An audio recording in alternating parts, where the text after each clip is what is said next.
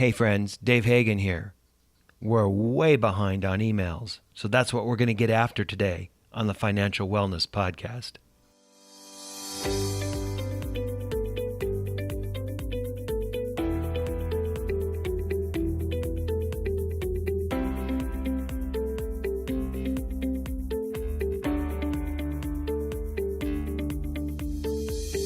Welcome to the Financial Wellness Podcast, Dave's weekly message to keep you on your path to financial success. Here is your host, financial problem solver and talk show host, Dave Hagan. Hey, thanks, Nick. Today we're just going to get after some of these emails. We've got a whole bunch of them, and I think they bring up some really interesting issues. So in the studio today, we've got Nick Appel, as always, our announcer, and we've got Brian Reed, my good friend and cohort, back in the legal days. Welcome, Brian. Good to be here as always. I have this pile of emails here, so let's begin. Let's get after it, yeah. All right. Dear Dave, this is from Alice. A friend of mine said they got some muni bonds. What are these, and why does my friend think they're so cool? Should I get some? Alice. Well, Alice, without giving any investment advice per se, a muni bond is a bond floated by a municipality, typically, or a state government or a local government. And the nice thing about them is the money that you get, the dividend, the interest, if you will, is typically state and federal tax free. Now that's kind of cool. There are people that like to have tax-free money. They don't have to worry about reporting it, or they don't have to worry about paying tax on it. And that's kind of nice. Now, muni bonds will typically pay a lower interest rate, but people are drawn to the tax-free portion of that. An interest rate on a muni bond could be 2-3%. But 2-3% tax-free is like maybe 6-7% pre-tax, depending upon your tax situation. So there's a lot of people that like muni bonds, retired people, just like the thought of having a muni bond and not paying taxes. People that have higher net worth sometimes consider muni bonds, so they don't have to worry about the tax ramifications of that.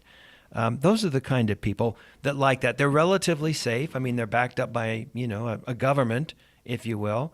And over the past 10 years, we've seen a couple governments that have had problems making good on their bonds. But by and large, it's a pretty safe investment. I was talking to an investment advisor the other day, and they were telling me that some years back when California was in financial trouble, they were able to get state of California bonds that were paying like 5% tax-free. And Governor Brown came in, and one of the things that he wanted to do was right the financial ship for the state of California, and they called in those bonds. You can't get 5% munis anymore. So, they reissued new 2.5-3% bonds. And that's one of the things that helped bring California back into a situation where now my understanding is there's a surplus in California, which is pretty cool.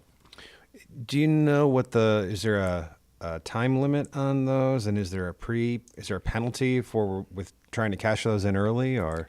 Normally they have a term, but they're also bought and sold.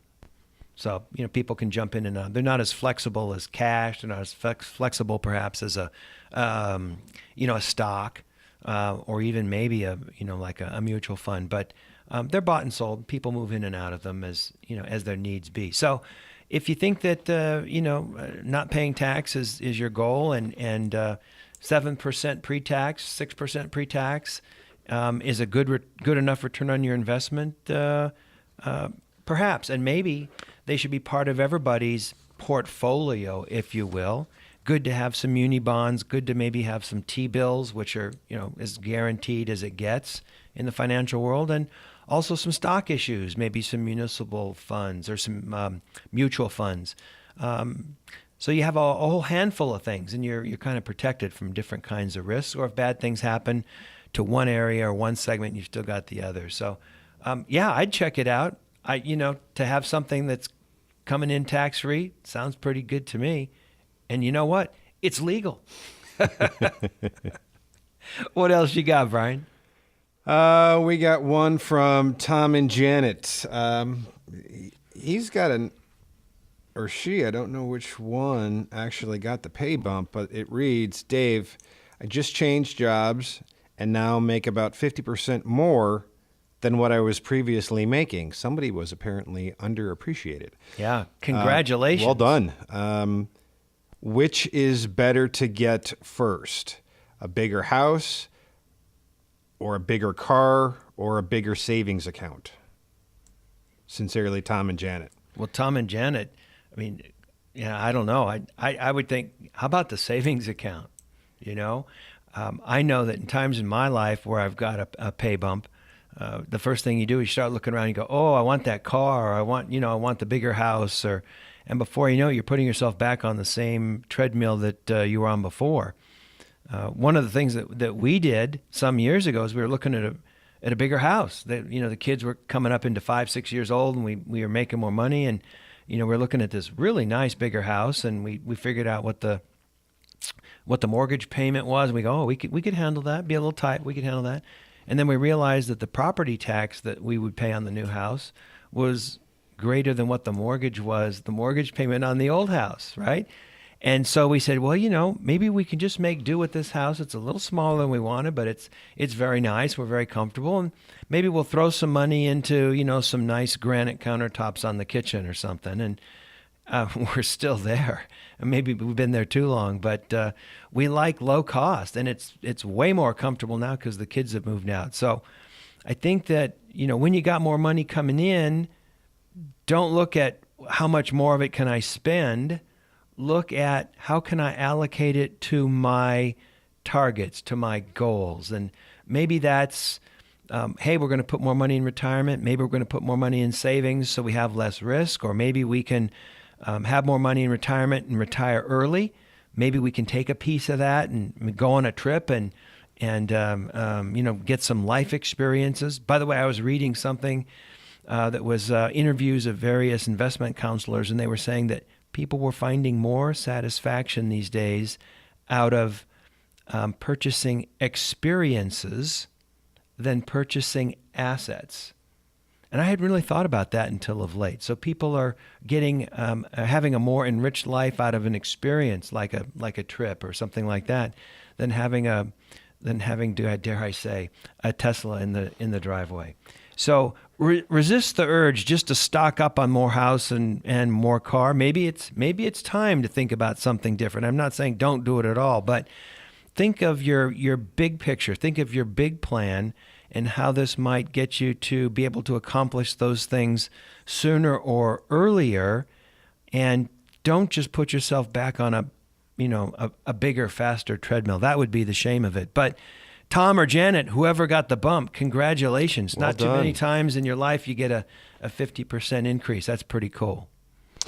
What else? All right, Dave. Next one is from Mark. And I now know 3 people who have been thinking about this and have done what Mark is about to bring up. And Okay. It's getting interesting. Mark says, Dave, I've been thinking rather than getting a new car, it might be cheaper to sell the car, get her scooter to go to the market, and take Uber the rest of the time. Is this a good idea? Will this affect my credit score if I don't have a car payment and I'm showing that I make my payments on time? Thanks, Mark. Well, Mark, I hardly care about the credit score thing. Gosh, I mean, if it's a nice little add-in, that's great. On a scale of 1 to 10, 10 being most important, to me, credit score is about a 2 or a 3. I'm a much bigger fan of cash flow. I'm a much bigger fan of being able to control the time in your life, in the days in your life, and being able to enjoy that. So I'm not so concerned about the credit end of it. If it's better for your credit, okay, but it's a minimal concern. With respect to the rest of the question, what was the first part of the question? Rather than getting a new car, Oh, yeah. he wants to sell the current car, get a scooter. Maybe he picks up a loan on the scooter and take Uber the rest of the time. Yeah. I like the idea of having a close, really cheap kind of transportation. My son he's driving a family car right now, and he's paying a lot in gas, and he was thinking, wow, maybe I get one of those electronic scooters. And if you're just going 2 miles to work and back, okay. I mean, it's a little riskier to be driving around town in a motorcycle or a scooter or an electronic skateboard or whatever you got. But if it's not too far and you're going to be really careful, okay, maybe that makes sense. Less wear and tear on the car, especially if you're paying for a car. So maybe that starts to make sense. But the really interesting thing to me is this whole gambit of Uber and Lyft. I remember about 4 or 5 years ago, a very good friend of ours said, "Yeah, you ever use Uber?" And I said, "No, I don't get those kind of rashes."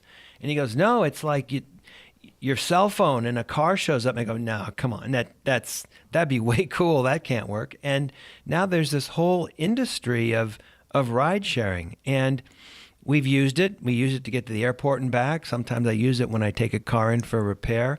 It's very, very freeing. And after you use it a couple times, it's pretty cool. My folks are in their late 80s and 90s, and they still drive around. And I ask them not to. In fact, I ask them when they're going to drive around to give me a call so I can get my car off the street. And rather than them having a car, I've said, look, in the past, when you really shouldn't drive anymore, you're kind of housebound. You're stuck. And they had people that would come with a van and they'd drive you to the senior center or something. But that's not really my parents. I said, why don't you sell the car and just Uber? Just Uber. And we had to show them how to use it on the cell phone. And, that was a difficult learning experience because they're not tech folks, because they're, in their 80s and 90s. But they can get anywhere they need to go by just hitting the button. And my mama can get down to church and back without having to, fool around with it. We put the address of home and the church in there, and she pushes a couple buttons and Uber shows up.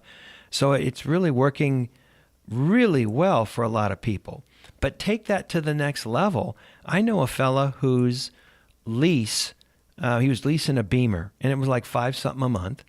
And the lease was up, and he didn't really know what the new car he wanted or what he wanted to do. So he says, look, I'm just going to Uber for a couple months.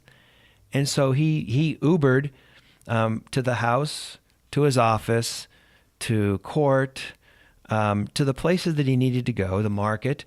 And he said that his bill the first month was about $400. So he saved money by having basically a car at his beck and call with a driver. And he was able to actually do some work sometimes going to work when he's sitting in the back seat. So he actually saved money because his Beamer lease was like $5.5. Obviously, he doesn't listen to the show.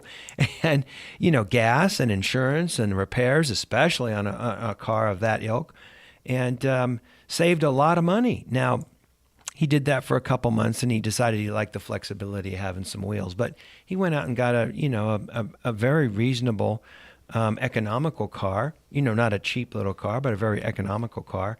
And he's not doing that anymore. But I think that his experience was that it can actually be cheaper to use Lyft or Uber, maybe rethinking our transportation needs. This is especially true, I think, with a family. It used to be that each spouse would get the car they want, and you'd have a couple luxury cars sitting out front, or someone would have the SUV and someone would have the other car, the sports car. And maybe a family's just going to have one car and the other spouse Ubers, or they decide every day who's going to drive the car, who's going to Uber. A very different way of thinking about transportation, and I think it's really cool. Not only for the people that are using the service, but, as we've said in prior podcasts, for the people that are using the service as their side hustle or one of their gigs, I mean, it really makes sense to me, and it's pretty cool. And I've never had a bad experience in a rideshare context.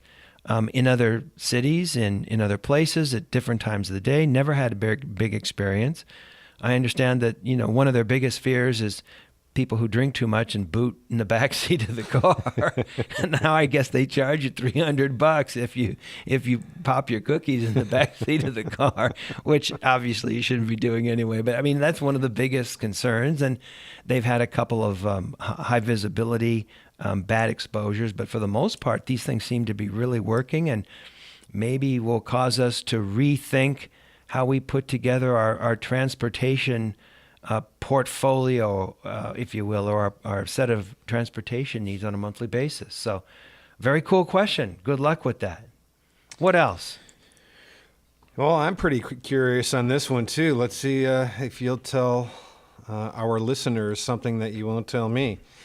Dave, any thoughts on where the stock market is headed? One of those golden questions, like where's the market headed? What's the meaning of life? How do I find happiness? The meaning of life is 42. The answer is 42. Boy, I don't have any idea, and I really wouldn't want to guess. But I got to say, we've been in this recovery, and the market's been going up for a whole bunch of years now.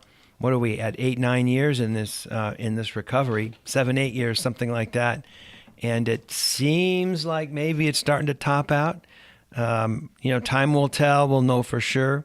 That's a question that everybody wants to know about. But how long can this recovery go? I don't know. I didn't think that it would, personally, I didn't think it would go past the last election. And we're now, a year and a half past the last election, and things seem to be going well. I hear people saying that they think that maybe the real estate market is starting to reach its current maturity. Maybe the stock market, although I think there's a lot of really interesting stocks and funds out there. So maybe we're reaching that point where it's about ready to top. I hear people talking about it more and more. And I think the more people talk about it, the more it's likely to actually occur. Sometimes I think the direction of the economy is a fulfillment of what people are thinking and what people are talking about. So I would certainly start thinking about the next dip. How bad it's going to be, I don't know. How soon it's going to be, I don't know. But something certainly to think about, because it can't, it seems to me, just keep going on like it's been going. We've been really on quite a good ride for quite some period of time. That's my take on it. Another email? You gave me nothing new. I wanted a tip. I'm sorry. I wanted something, and you're not fine. You want a good tip? Fine, be that way. Here's a good tip. What's the tip? Tomatoes at Vaughn's, 4 for $1. That's a sure bet. No, improbable produce. Imperfect produce. Imperfect produce. Oh my goodness, improbable. Maybe it is improbable. It is improbable to get a potato that has a right-hand turn. Dave, I'm actually going to field this one, because this one's right in my alley. All right. It's saying, Dave, I'm really sick of paying so much every month for my cable bill. Any chance you can do an episode talking about how to reduce your TV bill? I'm going to answer that one what do by you think, Brian? What's your advice? Putting my own episode together. We will be talking about that because I did cut the cord. So I'm going to have all kinds of insights, tips, tricks, things to consider before you cut the cord, after you cut the cord, the little bit of an adjustment period, what you kind of go through. And it should be a good episode. Plus, we'll also have, we'll be looking at the various cable companies and ways you can try and get lower rates with them. But, folks, I am now officially a fan of cutting the cord. Did you know there's actually a cord cutters newsletter? There's a cord cutters website. Yeah. How to cut the cord, I think Right. it was. Right. All you got to do is Google cord cutting, and you're going to get some good tips and good tricks. A lot of people are doing this. It's affecting the entertainment market because people are just tired of paying, somewhere around $200. A lot of people are paying $200, including their internet, and they're getting tired of it. There's options. We are no longer limited to cable or satellite. There's other ways to go. The world is changing, and there's a way to save money using these ways. How it's changed. I remember everyone used to have like an antenna on your house, and I remember I had a little black and white TV, and we put aluminum foil on the rabbit ears, and we were trying to get the Sonny Liston Muhammad Ali fight somehow, and it was like so snowy and white you could barely see. You just heard everyone yell, "Oh my goodness!" and we're looking, and then and then cable came along, and then Well, that's the thing is that antennas are back. They are, right? They are back. Antennas. The high def antennas. You pick up all the channels that you would normally get. And guess what? It costs you $25 to buy the antenna once. Yeah. I want to hear your experience about the high-def antenna because I hear a lot of people are doing it. I couldn't get it to work too well, but for people in the right parts of town, it's killer. It's free. It's your big networks. It's all that It's stuff. fantastic. And guys, I'm going to be walking you through the mistakes that I made so you won't have to make them. You can learn from... That'll be a long podcast with all your mistakes. That'll be a long one. Hey, let's do that next time. Brian. We're going to have you just kind of lead the show on that. And I'm going to sit on the sideline and kibitz and comment on you. But I think that's going to be great. I've changed a little bit. I haven't completely cut the cord like you have, but Cut it. I'm cutting the exposure. Cut it.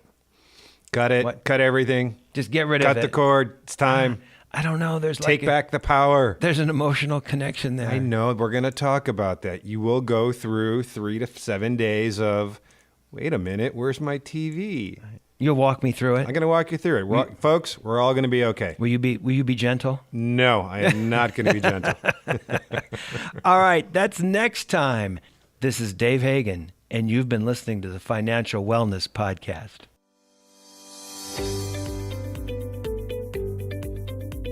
You've been listening to the Financial Wellness Podcast, Dave's weekly message to keep you on the road to financial success. If you'd like Dave to answer any of your questions, email them to dave@davidrhagan.com. Until next week, this is your announcer, Nick Appel, wishing you every financial success.